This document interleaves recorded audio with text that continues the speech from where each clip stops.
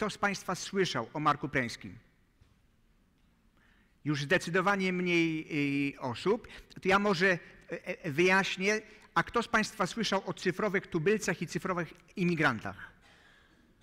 No tu już zdecydowanie więcej rąk w górze. Jest takie pojęcie, które w zasadzie być może w samorządowych kręgach nie ma takiego przełożenia, ale jest pojęcie cyfrowych tubylców i cyfrowych imigrantów. Tubylec cyfrowy to jest ten, który się urodził i on cały czas był otoczony technologią. On nie wie, co to znaczy, żeby nie było technologii. To tak jak dziadek mówi do takiego właśnie wnuczka, że on w jego czasy to nie miał żadnej komórki, to on odpowiada, to jak ty, dziadku, wchodziłeś do internetu? To jest właśnie cyfrowy tubylec. A cyfrowy imigrant to jest ktoś, kto się urodził jak nie było, nauczył się w tej chwili, ale ciągle mówi językiem obcym, bo to jest imigranci, to jest taka rzesza, która jak mieszka za granicą, to oni również poznają ten język, ale mają te ślady po prostu gdzieś tam obce. No to jest ta koncepcja, to pojęcie zostało wprowadzone przez niego i się rozlało na cały świat dość bardzo kreatywnie. Natomiast dalej jest postacią, która głosi, chce zmieniać, proponuje pewne rozwiązanie, będzie z Państwem, jak się skutecznie połączymy w tej chwili, opowiadał na temat właśnie potrzeby nowego programu nauczania, nowych podstaw programowych. Ja teraz spróbuję połączyć się. Dajcie mi Państwo chwilkę, żebyśmy ewentualnie mogli sobie w tej chwili zobaczyć, czy... You cannot see it, but almost 250 people are watching you at the moment. What I'm trying to do now, very carefully, to turn over the laptop so that you don't see my face, and you'll see the people out over there. I'm a little bit afraid that we ruin something, but let's make it like this. Just a second. Now? Oh. Okay, can you wave? Proszę pomachać, all right? Dzień dobry. Okay. Even if it's not pointing there, right? Well, what a perfect Polish you started with. Okay, Mark, the floor is yours. Thank you so much. I am so happy to talk to you people. We have never been to Poland, but I have ancestors from Poland. And that is very to me. So I want to talk this morning about the context of education, how it's changed, and what that means for the education that we should give our children. I'm going to turn down my sound a little bit because I'm sitting in Expo. Mark, sorry to interrupt you, but I think the quality, the reception is very bad. I mean, we just can't. No? Yeah, I mean, well, I have a signal from, okay. Quality check, guys. Okay, go on. Well, I mean, the audience says it's all right. I thought that the interpreters signaled that there's something wrong. Okay, go on. Okay, hang on a second. I was trying to troubleshoot here. Let me go back. Close the troubleshooter. Okay, and I will be fine. Closed. Okay, let us do our best, please. So here's what I observe in the world. I observe that we are going through a very difficult and changing period, and I'm sure that is in your country as well as in my country. The context is changing. It's not that we have to change, it's not that anything requires us to change except the context. And the context has changed in some of the following ways. First, we have something that we call in English VUCA, increased variability, uncertainty, complexity, and ambiguity. It's so ambiguous that we have words now in English like frenemy, your friend and your enemy at the same time, or co-petition, where you are in competition and cooperation at the same time. We also see accelerated change in the world. And you all know this from the technology and devices. We can see it in the fact that the political situation is changing very quickly. And it's changing at a speed that we have never experienced before as humans. So the emphasis is not on the change, but it's on the acceleration. The change is not coming faster, it's coming faster, faster, faster, faster. And third, we have many, many more people in the world. When I grew up, there were about 2.5 billion in the world. Now we have over 7 billion in the world. And although this is different from country to country, it still is making a difference everywhere. The amount of competition, the same jobs, the same schools, the same things, is much higher than it was in the past. And all of those changes that I just described, VUCA, acceleration, increased population, all of those things are leading to anxiety. And I see that the anxiety in the adults, it's also to a large extent in the children who worry about the world in which they will be growing up. On the other hand, we have another big difference in our context that I think is potentially extremely positive and hopefully the solution to all this anxiety. And that is technology.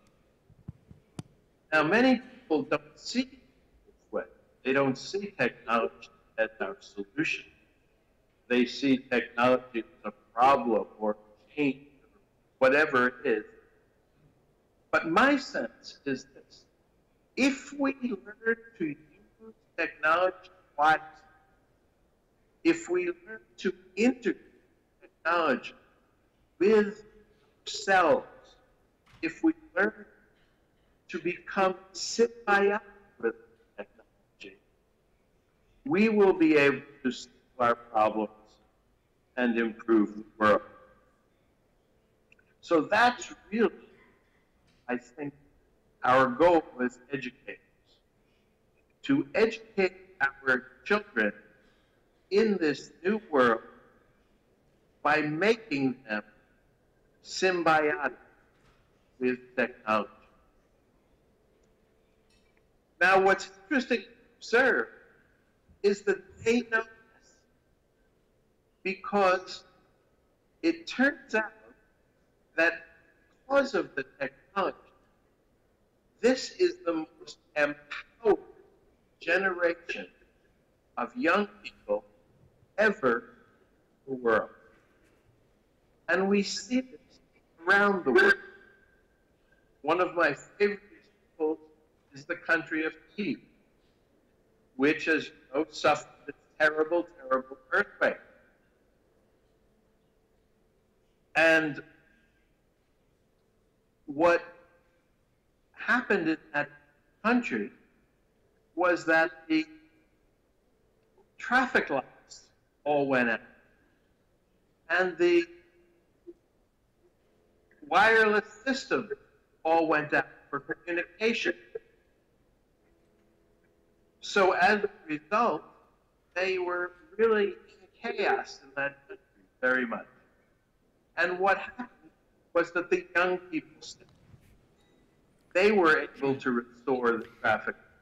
Okay. They were able to build. Mark, I think we have to stop here, because actually the information from our interpreters coming that actually it is unintelligible. I mean, there's some problem with the reception. Not so the we can see you, so that's all right with the sight, but with the voice. Mark, but we have the, as you know, we have the backdoor solution, because you kindly recorded a short 6-minute video just in case this kind of situation happens. And it has happened, unfortunately. So I think I would like to thank you very much, but unfortunately we cannot carry on because it is very erratic. Okay, some words are coming through, some words are somewhere in between the United States, New York, and Warsaw. So thank you very much, and I think we'll stop here. So I am so sorry, but I will say, everybody, thank you very much, and good luck, and please enjoy the tape. And if you have questions, please email. Yes, we will be in touch with you after that as well. So let's give Mark a big applause. Thank you.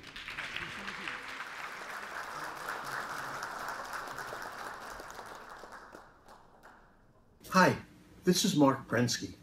I'm so happy to be with you here today in Poland, virtually, although I wish I could be there in person. What I want to do is discuss some important ideas about the future of education. In order to discuss those ideas, we need to set some background. And the background that I would like to set is about the world today and especially the world tomorrow. For me, there are several salient things that are true and will be true about this world that's different than the world we have experienced before, and all of those impact education. The first of those is VUCA. This is a term that's used in the military and in business to indicate the increased amount of variability, uncertainty, complexity, and ambiguity that is now in the world. And those have reached never before seen proportions. The second thing is accelerating change. And here, we all know about change, but the emphasis needs to be on the accelerating. Change is going not just faster, but faster and faster and faster. We've already seen it in the tech sector. We're going to see it in lots of things. And humans have never experienced this rate of change before continuously, and therefore need to adapt. And the third thing is that the world's population has increased rapidly over the past century, and it is now very high compared to what it was even when I grew up. I grew up in a world of 2 billion people. Now we have a world of 7 billion people and a world that's likely to go even higher. All of those things, those three things, VUCA, an accelerating change, and an extended population, are things that increase our anxiety. People are, in general, more anxious. I see this in teachers, I see this in adults, I see this in students.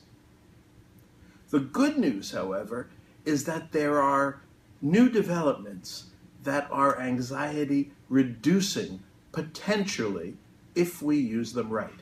And those developments are these. First, we all have, through technology, the possibility of having extended brains. Many of us already do. We can do things that we could never do before. We can analyze trillions of data points. We can do lots of things for technology, through technology, which has always extended our bodies, but now is extending our minds. And the second piece of this, which also mitigates our anxiety and produces solutions, is that all of these extended minds are becoming networked together through the internet. And this is incredibly important. It's something that has never existed in the world, and that ideally and hopefully will provide the solutions that we need. So let's talk about 3 educational points that are very important. The first is the goal of education. And there are too many in the world who think that the goal of education is learning. Learning is important, but it is not the goal of education, in my view. The goal of education is becoming. Becoming a good, becoming a capable, becoming a world-improving person, however we choose to define those things. Learning is only a means to becoming. And as we will see later, there's even a better means, which is accomplishment. Second, we need to rethink our curriculum. We have had a curriculum for so long that has been based on things that were needed and necessary in the old world. First, when kids are very young, we teach them to get along with others in the classroom. We go to what we call in English reading and writing and arithmetic. And then we go to math and language and science and social studies or history. And those things have pretty much been the world curriculum up to this point. But now we're seeing a shift, and it's a shift, as many have pointed out already, to a skills-based curriculum. I think the key skills that we need fall into 4 groups. We need to do effective thinking. We need to be able to do effective action. We need to be able to do effective relationships. And we need to be able to do effective accomplishment. So becoming people who can think effectively and act effectively and relate effectively and especially accomplish effectively should be the goal and the means of our education and curriculum. And speaking of means, there's also a third change. And that third change has to do with how we help the people to become these things. And that, these days, has to change. It used to be that we could help people become, or at least learn, by teaching them directly. Now, it happens through accomplishment, through doing things, through projects. And the most important thing is that those projects need to be real world projects. Even when kids are very young today, they can be improving their own world and environment. They can be building websites, they can be doing surveys, they can be producing reports, even in the primary grades and certainly in the secondary grades. And if we made that the primary basis of the curriculum in function of each student's interests and passions and what they want to become, aligned with what we want them to become, we would be incredibly better off. So 3 things: a new goal of becoming, a new curriculum based on effective thinking, effective action, effective relationships, and effective accomplishment, and a new means, which is accomplishment-based education in the real world. If we are able to bring those things about, world education and all our people will be so much better off. Thank you for your time. Have a great conference.